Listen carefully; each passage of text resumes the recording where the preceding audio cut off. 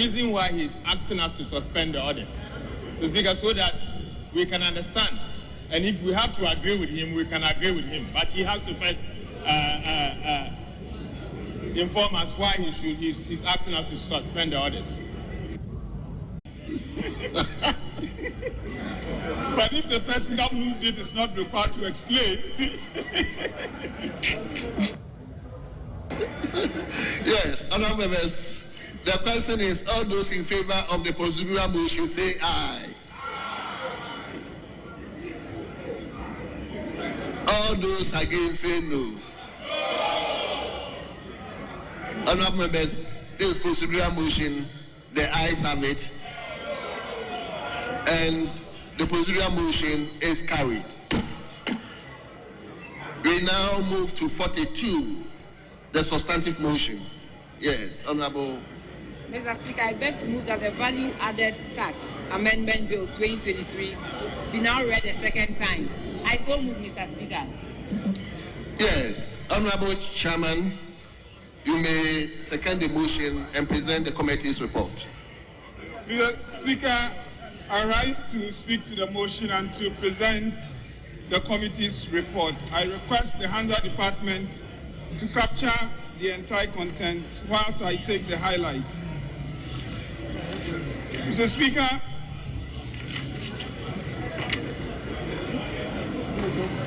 the committee reviewed the bill and considered that the reasons stated by the sponsors for the bill were valid, and therefore recommends to this House to pass this into law.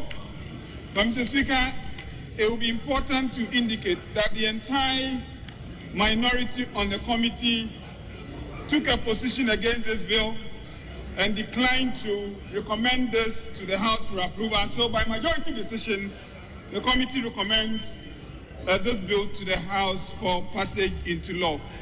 Thank you, Mr. Speaker. Yes, honourable members, the motion has been moved and it has been seconded. It is before the House for consideration. Yes, honourable member for Nyape Kusugu. Mr. Speaker, this Value Added Tax Amendment Act, if allowed to go through, would only end up imposing misery, suffering on the already impoverished Ghanaian. Mr. Speaker, this amendment is not pro-poor. At best, what this amendment seeks to do is to make housing more expensive. Even though, more so, Mr. Speaker, this amendment seeks to raise a colossal amount of 3 billion Ghana cedi this year alone. Mr. Speaker, it is obvious that this government has lost its way. It is obvious that this economy is being run by boys from the Bretton Woods institutions. It is obvious that this economy is now on autopilot. All what we are seeking to do is to meet conditionalities under the IMF program, but nothing else. Mr. Speaker, this is Christmas. This is December. Today is 22nd December. Today, members are here. Does this resemble the normal Christmas? Mr. Speaker, this is the driest Christmas I've ever seen in my life. If you drive out there, you would even not believe that it is Christmas. Mr. Speaker, government having borrowed its way into bankruptcy, instead of thinking of innovative ways to plug the holes, innovative ways to deal with the situation, what they are seeking to do, Mr. Speaker, is to impose hardship on the ordinary Ghanaian, is to impose pain on the ordinary Ghanaian, is to impose agony on the ordinary Ghanaian. Mr. Speaker, I therefore call on this House not just rejecting this amendment, but to jettison it. We must jettison this amendment. I therefore want to call on all of us to stand firm with the people of Ghana, to stand shoulder to shoulder, eyeball to eyeball, chest to chest, looking into each other's face, and tell the Ministry of Finance that enough of the taxation. That's right. Mr. Speaker, we handed over to this government money. We are not talking of resources. Money running into hundreds of millions of cedis. Hundreds of millions of cedis. And if you read the report from the Finance Minister on the Energy Sector Levies Act, we handed over about 300 million cedis to this government. Mr. Speaker, today the national purse is not only empty. The national purse is not only empty. The national purse is gone through the hole. Mr. Speaker, this government has not only emptied the national purse, the national purse itself is under attack. You've emptied the national purse. As if that is not enough, mandibular termites are agitating the national purse to its core. Mr. Speaker, on this very sorrowful and melancholic note, I wish to call on members of the minority, led by the able Atufosi, a finance guru, Dr. Atufosi, to say no to this VAT amendment today, tomorrow, and the day after. Mr. Speaker, on this note, let me promise them that there will be a showdown, whether you like it or not. Thank you very much. Right, Honorable Speaker.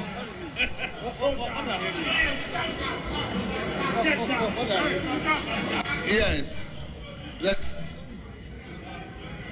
Minister, let me listen to.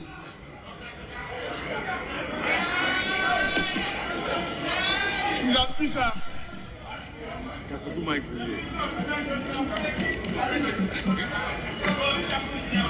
it is very interesting that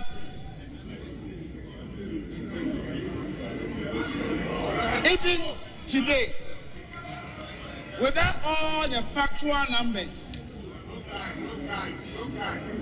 without what we are going through as a globe, and what this government is doing progressively to get this economy back to where before the world was plunged into this chaotic situation, our brothers, as a result of politics, they are pushing everything aside as if what is happening today has never occurred. Mr. Speaker, I never knew that taxing your own people to develop the same environment that will benefit the poor and everyone along the social stratification defines an ailing economy. Mr. Speaker, have they forgotten that between 2014 to 2016, their own budget statement, tax components or items that they added or introduced amounted to 26 taxes. It's never occurred in the economic history of this country. 1, 2, 3. Mr. Speaker, we were not going through these challenges. The world's taxes and the world inflationary rate and the world supply chain have not gone that bad as we are experiencing today. The same people that actually plunged this country in a very chaotic situation, that even we had to go through power outage for about 4 years and the companies collapsed under them. They are saying all these things about ailing economy. Mr. Speaker, if we get to know the economy that we all experienced right after the COVID are now doing so much well, I'm expecting them to bring the figures. What is happening in terms of inflation rate today? What is happening in terms of even our debt to GDP? It's now reduced from almost 84% to 67.4%, which is even better than what they left 2014 and 2015. So, Mr. Speaker, I think they are trying to just trick Ghanaians because of political capital. But I am telling them today, the economy that we are having today, we are recovering, we are restoring. The economy is now better. People are seeing Ghana as taking giant and bold steps to ensure that we consolidate our fiscal policy for the betterment of the good people of this country. They don't care about the future. They don't care about the next generation. We care. We are doing our best as the best managers of the economy on the continent of Africa to recover so fast. Just to compare all the taxes, all the growth, they left 2.4 economic growth. What is it today? They just grew the economy right from 15% to 3.4. What is happening today? So they cannot even create the impression that our government is not doing well. Even when the world was growing negative 0.3, we were growing 0.4. Mr. Speaker, I don't want to bother the world. They know Ghanaians know clearly the difference between them and us. And you cannot compare Okada economy to free school economy. Okada's economy. I'm asking the last question. Somebody from the other side should tell us their economic policy direction. Are they socialistic or capitalistic? Because they don't do free for anybody. They cannot manage the economy technically. So what else? Have they forgotten about the fact that we are import-driven economy? And that the global even base rate has been increased about 1,800%, and that even the supply chain has gone west apart from first world. So what are they talking about? I think this government has the good people of Ghana at heart, and that we are taking the right decision in terms of consolidating this very economy for the Ghanaian child tomorrow. Mr. Speaker, I want to say that they were borrowing even where we need not.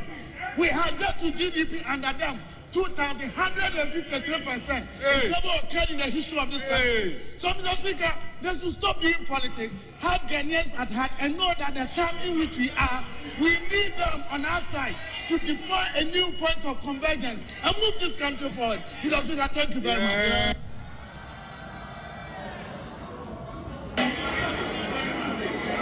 Yes. Honorable Member for Bolga, Tanga Central. Mr. Speaker,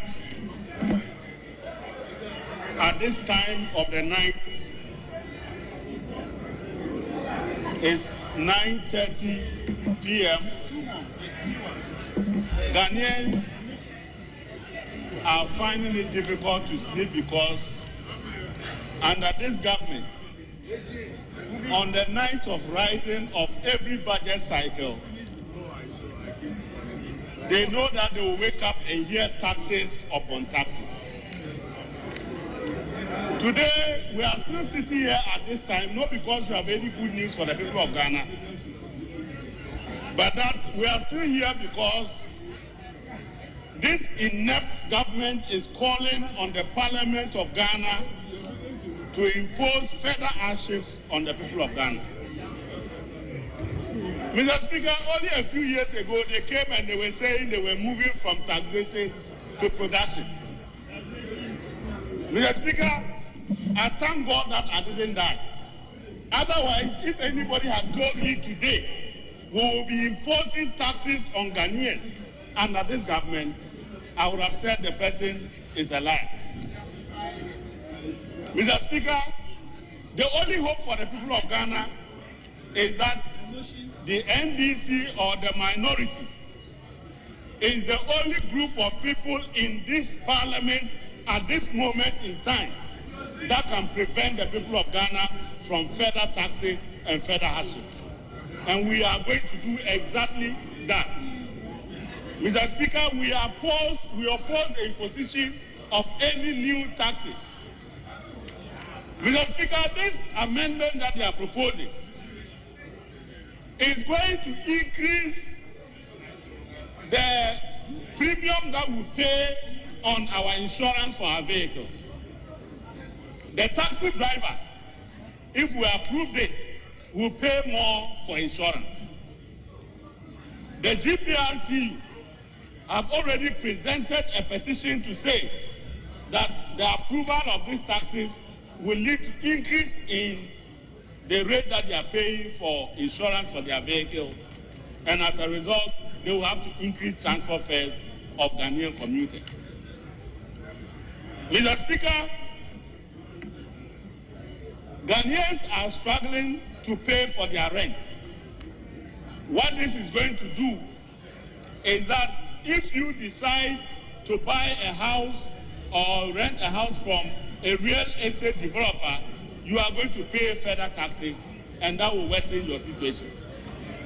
Mr. Speaker, this bill envisages that Ghanaians will have to pay 3.7 billion Ghana cedis in taxes. Mr. Speaker, I would like to ask their own economic wizard, Dr. Mahmoud Baumia, when he said he was moving from taxation to production, is that what he meant? That he would rather be imposing more taxes on the people of Ghana? As we have already indicated at committee, the people of Ghana are tired of the taxes. I want to call on my colleague that this is a house of records. If he cannot mention those 26 taxes, he should stop misleading the people of Ghana. The NDC did not impose any 26 new taxes. It's a figment of his own imagination. It is a figment of somebody's imagination. If you cannot stop imposing taxes, don't equalize by pretending that there were some 26 taxes. Mr. Speaker, we did not impose any 26 taxes on the people of Ghana, and that is a fact. When the minister presented the budget in this house, the minister said that between January and June, the economy was growing at 3.2%. Today, 2%. the third quarter growth is 2%. Lower than last year's growth. Lower than 2.7% of last year. So where's the improvements? Meanwhile, last year we said was worse than this year. And yet, last year's growth was better than this year's growth. What type of corner is that? How can you turn a corner when you are worse than where you came from? You are coming from 2.7% that you said was worse, you went to IMF. You have turned a corner, you are now 2%. In conclusion, you have put the economy in reverse gear. The only thing you know is how to put the economy in reverse gear. When you came, you were complaining that debt to GDP was 54%. You say you have never heard that before. Today, there is not even debt to GDP to discuss. Because the debt is we say we can't pay. So, we have moved away from the conversation on debt to GDP because you have destroyed the debt. Mr. Speaker, you came here and said that the rate of debt accumulation was 26%, and you have never heard that before. Today, we don't have rate of debt accumulation. So, the only thing you know is mismanage the economy, deteriorate the conditions of life of Ghanaians, put the economy in reverse gear, and ask us to join you in punishing the people of Ghana. Mr. Speaker, we refuse to be part of the punishment you want to impose on the people of Ghana. Mr. Speaker, I want to tell my people to be bold and stand on the side of Ghanaians.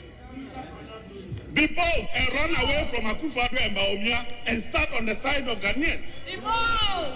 Be bold and join us to defend the poor people of Ghana. Be bold!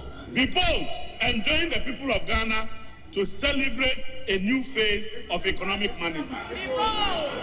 Ghanaians are awake at this time because when they close their eyes, you will impose more taxes. Mr. Speaker, I am surprised that my brother Kennedy Japan is not a flag bearer. At least we have had a difficulty in finding a campaign against him. President! How about the man who is sitting there now who will move the economy from taxation to production? Yamutu. When the fundamentals of the economy are weak, the exchange rate will expose you. Yamutu. How about this man we will build 32 toilets. We'll come and evict you so that we don't need to build the toilets anymore. How for this big man, when he tells you that he will get Ghanaians, every Ghanaian will have a bank account, he will collapse the banks so you can't even open a bank account. How for this man, when he tells you that in 18 months, no Ghanaian will have a toilet or water problem, that is even you become thirsty. Mr. Speaker, Ghanaians are not ready. Ghanaians are not ready to fall for scam anymore. And if you think that we will join you to punish the people of Ghana, we want to assure you that tonight we will not be part of this punishment. Mr. Speaker, the people of Ghana are counting on us that the suffering is too much. Mr. Speaker, I'm not sure when you buy fuel to your hometown, you'll get there and you're happy. Mr. Speaker, most of you sitting here, you are struggling to buy fuel and go and fight. We want to help you to reduce the burden so that tomorrow you can go to your constituency and hold your chest high. Mr. Speaker, my brother is here shouting across the aisle. You were trying to impose an airline to ban imports when you can't produce them. You can't even produce rice and you are banning rice. You can't produce sugar and you are banning sugar. Mr. Speaker, we will continue to fight these people until the people of Ghana take a decision. And in December 2024, inshallah, Ghanaians will speak and they will speak loudly. But remember that tonight, you are chewing wrong meat. You won't get any taxes from this side. Thank you very much, Mr. Speaker. Yes. Honourable members, let me come to leadership. Minister, you want to say something? Yes. Yeah, Minister, let's hear you.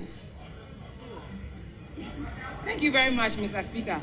Mr. Speaker, I remember very well during the budget debates, our friends on the other side brought all kinds of materials here to tell us that the price of sanitary towels are so expensive that even the girls cannot buy it, so they end up using unhygienic things.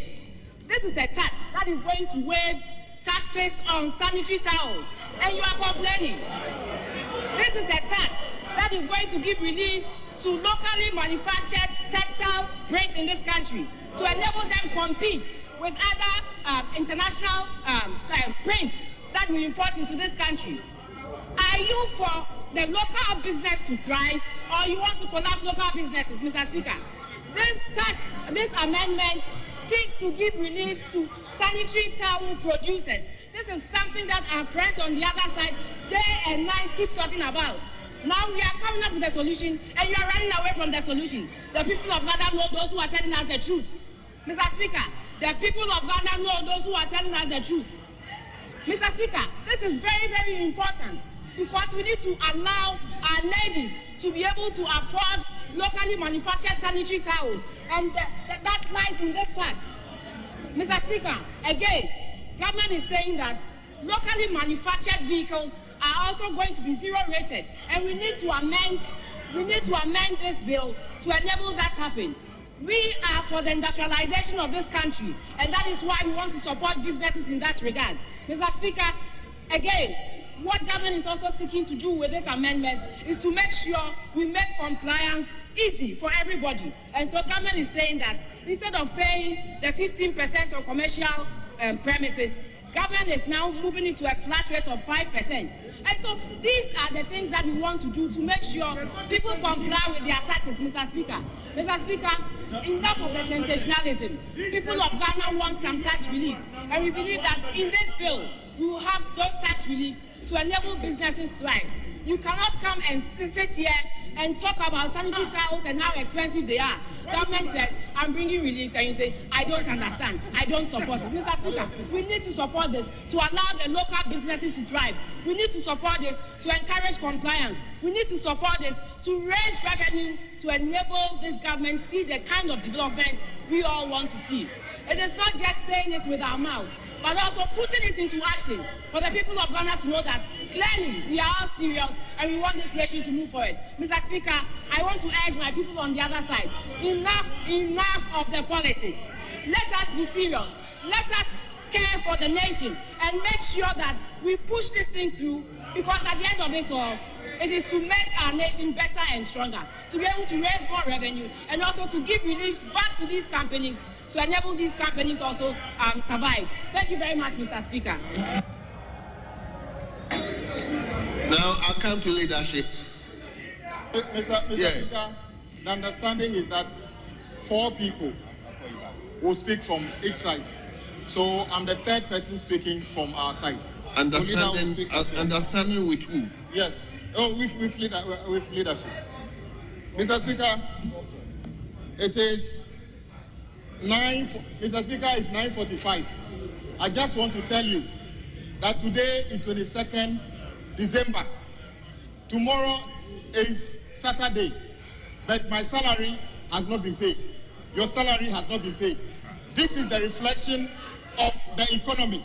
Mr. Speaker, I am saying the reason we are here is simply because the government has run down the economy. Mr. Speaker, not too long ago,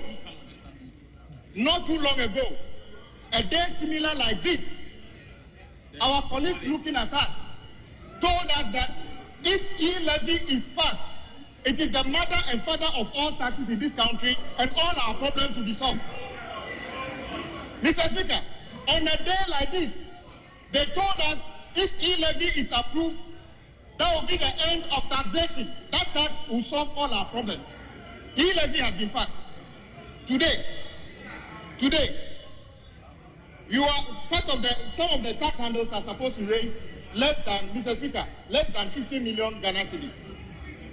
This government has been able to cancel a contract which has led to the loss of $140 million. Mr. Speaker, you actually managed to lose a case in the court that you and I are supposed to pay $140 million, and you are imposing tax. Did I hear you say that this bill is only about sanitary pad? No. You are actually trying to put tax on the Uber driver because you are going to put tax on the insurance. Even Aboboya will have to pay more tax. What are you talking about that you want to lessen anything on anybody? Today, Mr. Speaker, building houses are already expensive. Renting houses are already expensive. You want to impose more taxes on that, and you are telling us that that is better? The flat rate is more expensive for people. So don't deceive anybody. This is not all about sanitary parts. Mr. Speaker, this tax would make the cost of renting houses expensive. This tax will make building of houses expensive. Because under this government, cement has moved from 28 cities to almost 100 cities in part of the country. This is how bad we've created a situation. In fact, one of the best businessmen in this country is sitting here, Mr. Showdown. He had cause to say that the cost of doing business, yes, you didn't vote for him, I know, but you don't worry. He had cause to complain that he does business. He said, he can tell me that he didn't say that. The cost of doing business makes him not competitive. He's sitting behind you. And you sit here telling anybody that what you are doing is advancing businesses. His business is suffering. He's behind you there. The example of how you are collapsing businesses, the example is sitting behind you. Honorable Kennedy Japan. You understand? So the example is there with you. So please, we are saying that The only reason you are bringing this upon us is because you have run down the economy of our country. And as if that is enough, Mr. Speaker, we are seeing a situation where this same government will go and sign a contract under the Ministry of Finance to dole out $100 million willy-nilly to a company doing nothing. What kind of wickedness is this? And you want to tax Aboboya, saying that we should support our country. If this is the way you define patriotism, then it's very bad. Honorable Abna, are you aware? Honorable Abna, sorry, Deputy Minister, are you aware that your ministry signed a contract to dole out $100 million?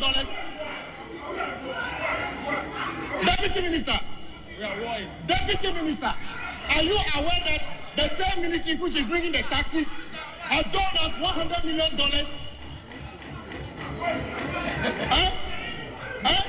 Oh yes.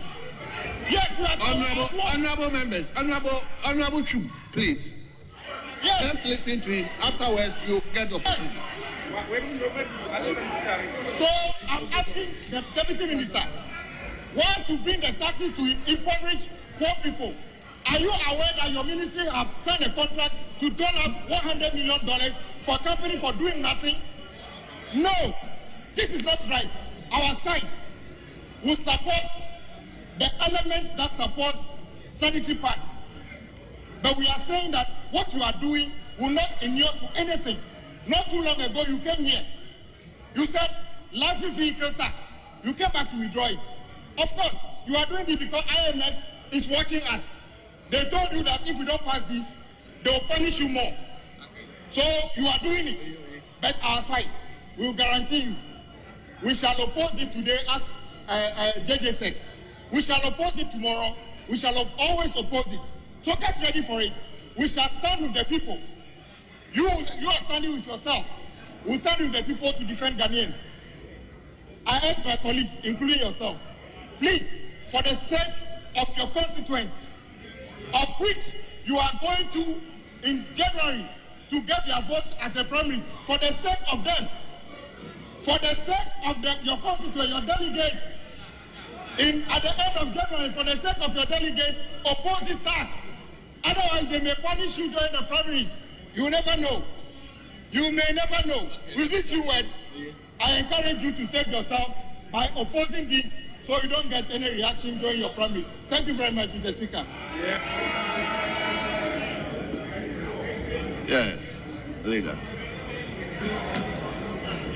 Mr. Speaker, thank you for the space to add my voice to this debate. Mr. Speaker, I heard the submissions of Honorable Adongo and also listened attentively to the submissions by Honorable Kwame Akpoja.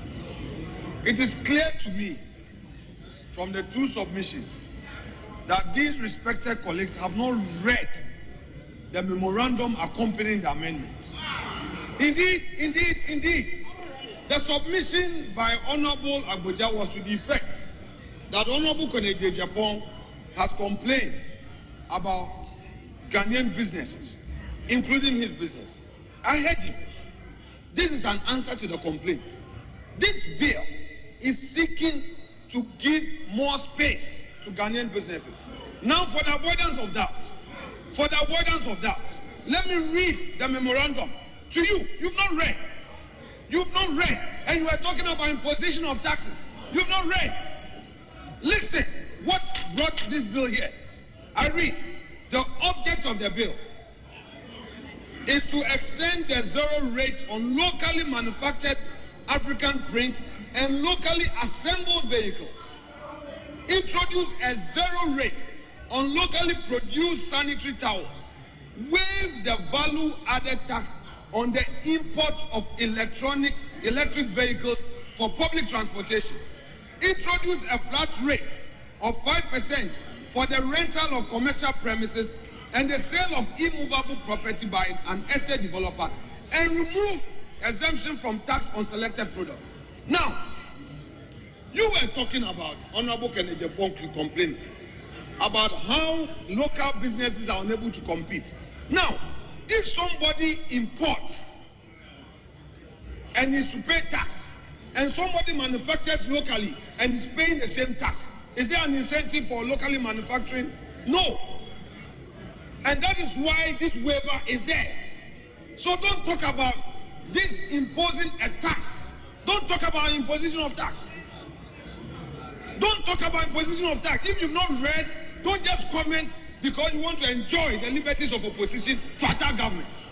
Honorable Agoja, Honorable Adongo, your contention was to the fact that Uber drivers are going to suffer. Are you saying that we shouldn't encourage local manufacture of cars? Have you read this memorandum, Mr. Speaker? It is clear that this same gentleman who could not manage the economy,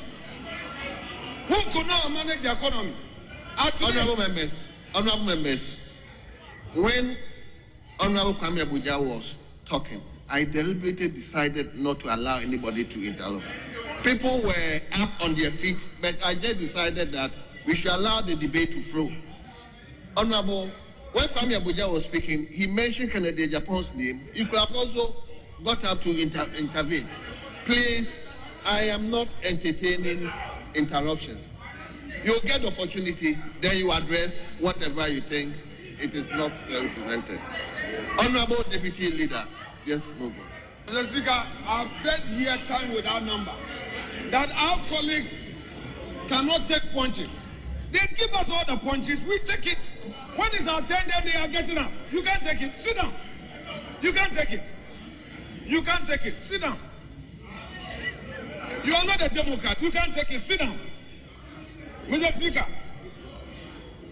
if you read the paragraph 2 of the memorandum, it again reads that existing concessions of value-added tax rate of 0 on locally manufactured African print textiles and locally assembled vehicles are being extended for 2 years to continue supporting manufacturers of locally produced textiles. Honorable Leader.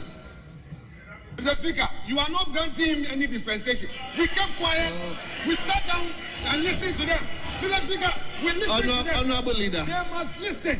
There is no point of order. Mr. Speaker, they must have that patience. Will you listen to me? Have patience to listen. We kept quiet for them. Why are you interrupting? When you were on your feet, we kept quiet. We listened. However painful it was, we listened. Why are you not sitting down to listen? You don't want to take it? You don't want to take the bitter pill? You will take it.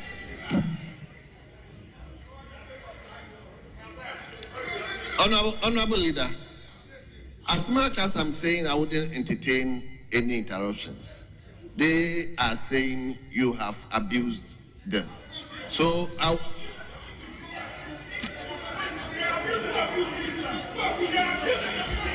Honorable Leader, please.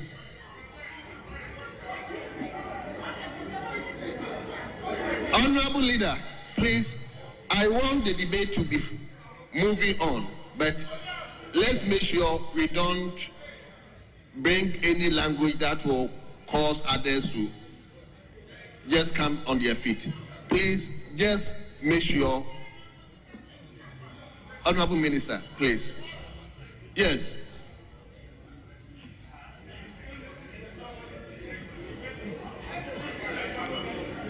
Yes, Honorable Leader. Mr. Speaker, I haven't called you.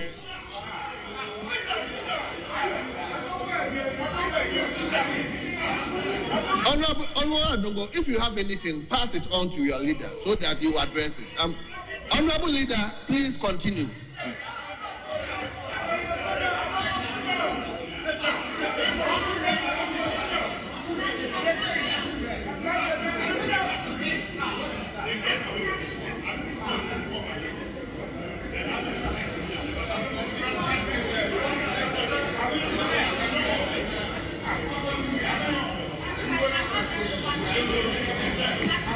Yes.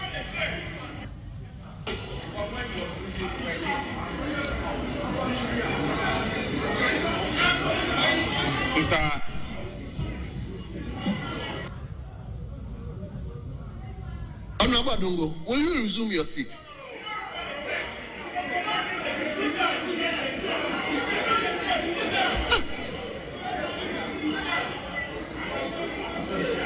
Yes. Mr. Speaker, with respect, I agree that we want to allow the debate to flow. However, Mr. Speaker, the Honorable Deputy Majority Leader mentioned the name of the Honorable Adongo and made direct allegations that he has not read personal allegations that he has not read the value-added tax amendment bill. And Mr. Speaker, that is the reason why the Honorable Adongo stood up.